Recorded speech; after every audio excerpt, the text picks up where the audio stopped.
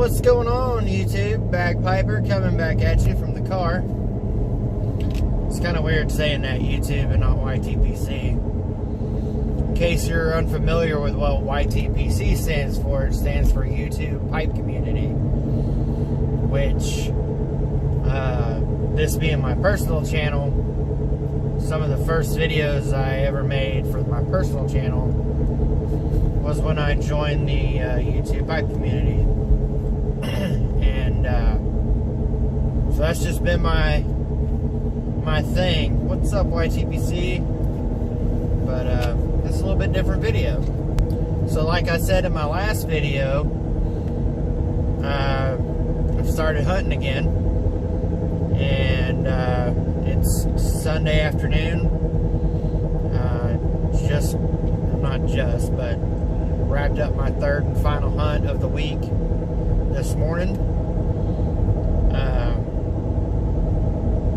Man, some disadvantages for sure. So, went into the hunt knowing that there were some things stacked up against us. It's hot. It is so hot. It was, well, right now it's 97 degrees and it's 5 o'clock in the afternoon. When we went out yesterday afternoon, it was 98 degrees outside and about 105 in the box. Maybe a little bit more. It was hot. Hasn't rained in a couple of weeks now, and we've got at least another week of no rain. So it's hot, it's dry, and I'm hunting on a food plot that's open, but surrounding that food plot is acorns everywhere. Acorns. Sorry, dear.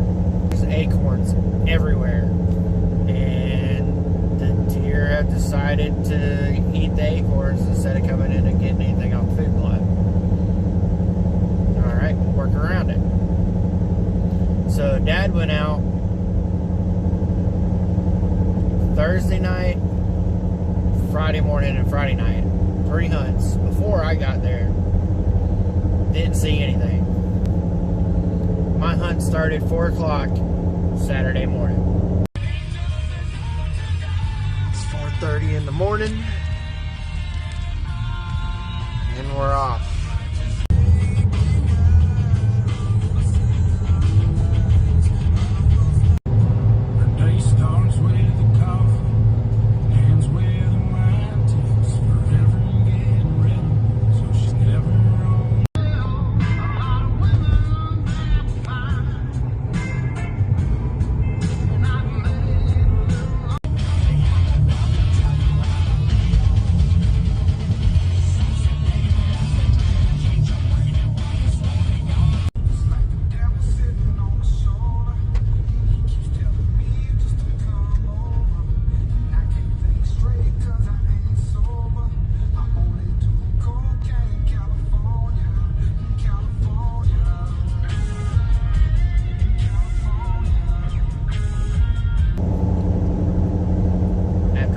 Driving, I got to the what I'm calling hunt camp, and got up in the blind.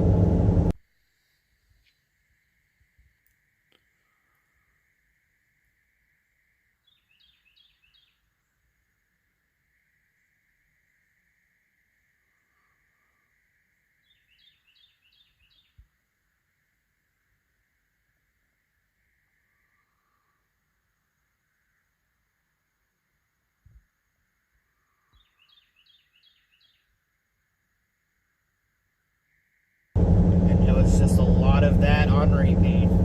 Nothing.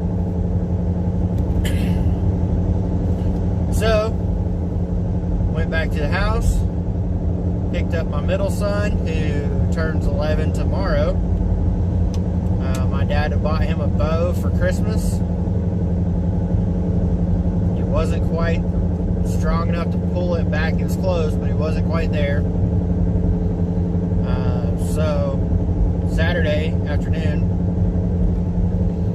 I took him to the store, got him some arrows, we got him a release, we got him his practice tips, told him once he gets good at that, I'll get him some broadheads, bought him a face mask, because I wear a face mask when the windows are open in the box, and he had to have one too, so I got him one of those, and he shot a compound bow for the first time Saturday afternoon.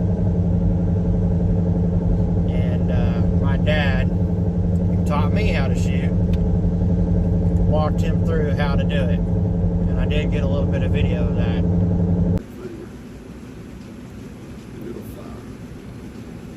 Until you get ready for that, you keep that thing behind it. Just like that.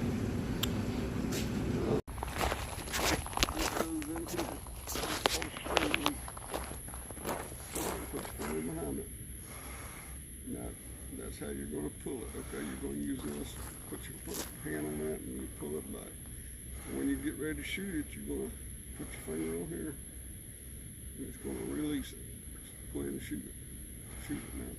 See how it does? Release it. Try it a couple times. Okay.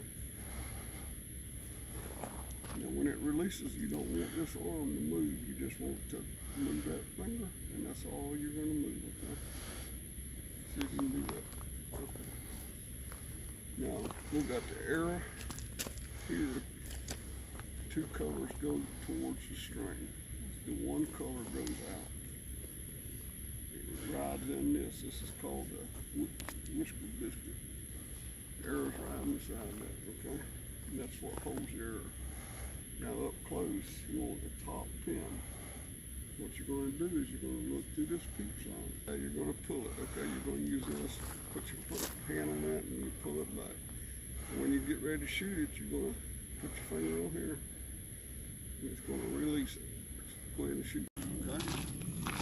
Pulling it back. And just hold it. When you do it back, just hold it. Okay. Your arrow is too much on your face. Drop it down a little. There you go. Hold your face straight up. Straight up. Face straight up. Put this right here. Bring it on back by your ear. Okay, can you see through this? Yes, sir. Can you line the pin up? You got everything lined up just right? I'll put your finger up there. When you get it. Golly. That scared me. Yeah, it's on my hand now. More? Yeah. We'll try it and see. I think it needs to be tightened up a little more. Watch your arm now, get your arm now.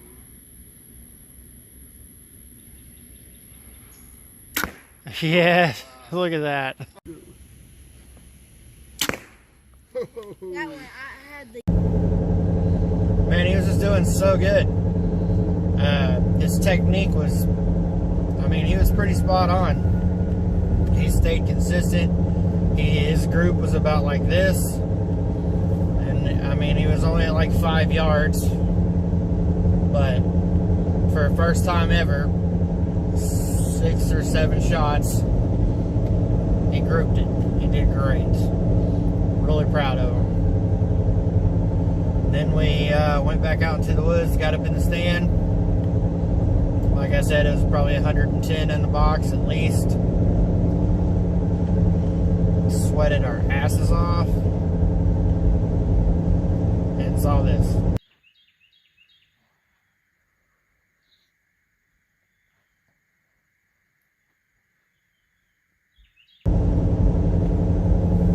That's right. A whole lot of nothing again.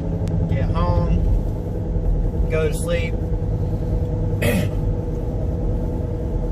up at 4 o'clock again this morning, and it was so difficult to get up. I was so tired. I got up 4 o'clock yesterday after sleeping about 5 hours. And went all day until about 10:30 last night. So getting up at 4 o'clock this morning was rough. It is the morning of day 2, hunt 3. skunk. It is 4:53 in the morning. I'm tired. It was a rough start this morning. Didn't want to get up at 4 o'clock. I did see two last night right along a tree line.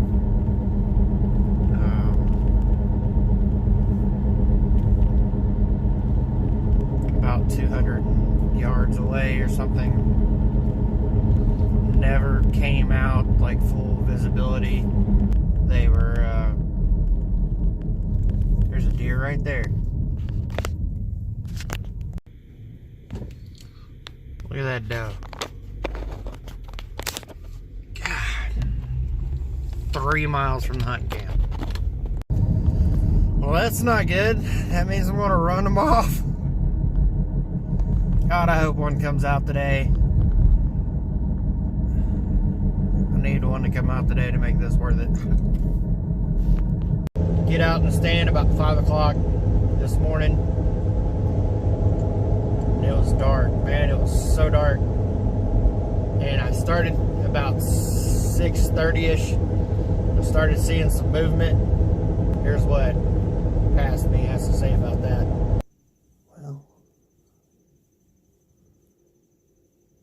I watched two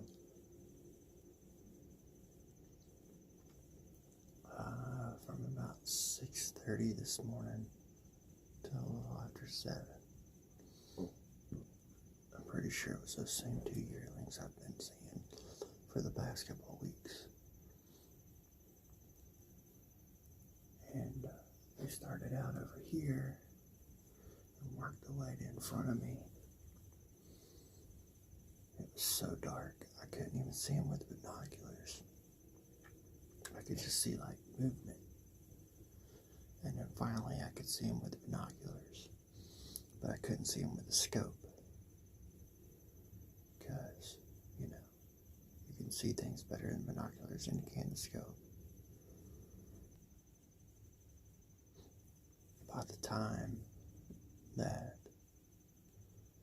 I could see him in the scope and I could get a shot, the bigger one had already walked away and the little one was walking away. And to top it off, there was something right underneath my stand. And I don't know if it was just a squirrel, or if it was a hog, or if it was a person. I mean, it sounded like all those things. Breaking limbs, stirring up the leaves, stepping on the stand. And it was spooking those deer. They kept looking. I guess they couldn't see it either. It's been about an hour since they've left. I haven't seen anything else.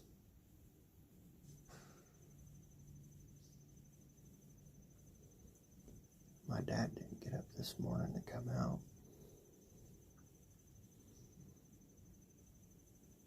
He was tired. I was tired. I almost didn't get up and come out.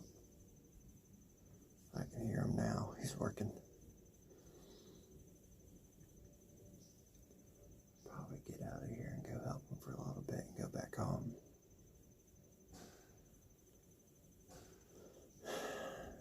And this weekend was a bust. But it was still fun. So that was a hunting trip this weekend.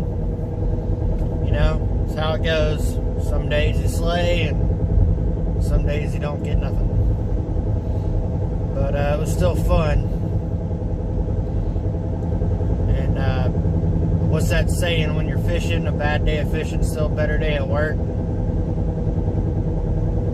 I'll apply that to hunting. I got to spend time with my dad. Got to spend time with my son.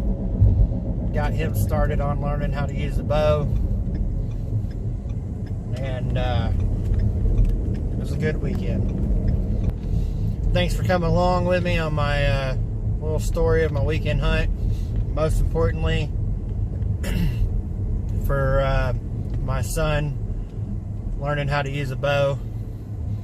Y'all let me know what you think down in the comments.